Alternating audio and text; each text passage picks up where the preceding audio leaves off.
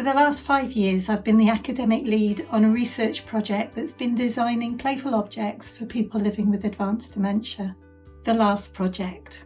Our research has been underpinned by compassionate design. People living with dementia and people who have cognitive impairment are often not included in product development. We've worked with over 170 different participants representing over 70 different organisations, including a large number of people living with dementia and their families and their carers. One of the most significant outcomes from the Laugh Project was a product that we developed for a lady who was on end-of-life care, living with dementia, and it's a product called Hug.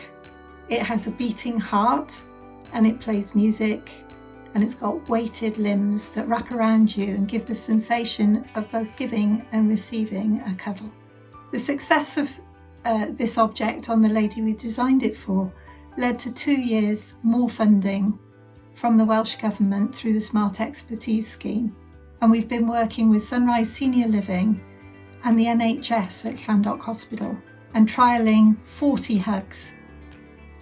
In the care home study, those people who received a hug and used it for 6 months have shown an 87% increase in their well-being.